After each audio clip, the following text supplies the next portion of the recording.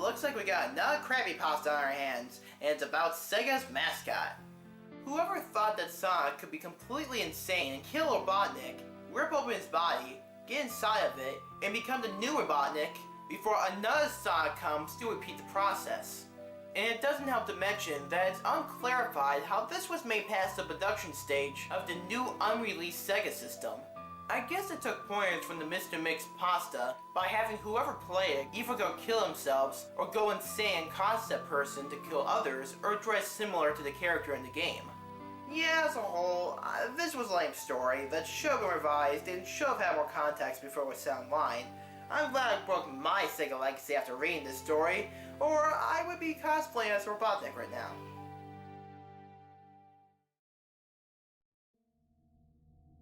In 2006, Sega was planning on releasing their first console since the Dreamcast. The console was similar to the current Nintendo Wii, except that the controller looked a bit like a Dreamcast controller. The 7th generation console was called Sega Legacy. The first and only game ever worked for the Legacy was a new game to go along with the console called Sonic Legacy. It was pretty much the original Sonic the Hedgehog, except the graphics were in 3D and there was first person view enabled. Sounds like a cool console, huh? Everything was going better than expected. Before they announced it as finished, Sega gave the Sega Legacy to 5 employees who had kids. They wanted the kids to test out the console and see how they liked it. 2 of the families refused, but the other 3 were more than happy to test it out. Sega even promised to give them a free console afterwards. 2 days later, one of the employees' 8-year-old son was playing Sonic Legacy. After he had gone to bed at 10 AM, he woke up at random and turned on the Legacy. A few minutes later, he walked into his parents' room. His eyes widened, and he had an eerie smile. "What is it, son?" asked the father. The boy stood there with a big grin on his face. "I'm Robotnik," he said in a raspy voice. The voice was distorted and muffled. Suddenly the lights went out. The power was out all night long. In the morning, the mother went to wake their son for school. He wasn't there. Nobody ever found him. Similar occurrences happened to the other families. Sega was alarmed and visited each of the families. The families returned their consoles.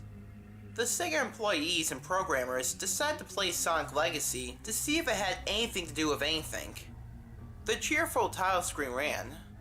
Since the programmers created the game, they easily went through the game. However, during the final boss battle with Robotnik, something odd happened. The audio began to sound distorted. Suddenly the game paused. Sonic began to smile. It went to a cutscene. The programmers and employees stared at each other in shock. The big shock was that no Sonic game had ever contained a cutscene in the middle of the final boss. A cartoon Sonic sat down on a rock. He was looking at something glowing. The glowing stopped. It then cut to the body of Robotnik. The eyes were torn out, some hair was pulled out, he was bleeding from wrinkles, and his nose was jerked to the right. Sonic began to cut open the body, and he put the body over his body. Sonic now looked like Robotnik. It then showed another Sonic running around. The Sonic dressed up as Robotnik gave an evil smile. The programmers and employees shook in terror.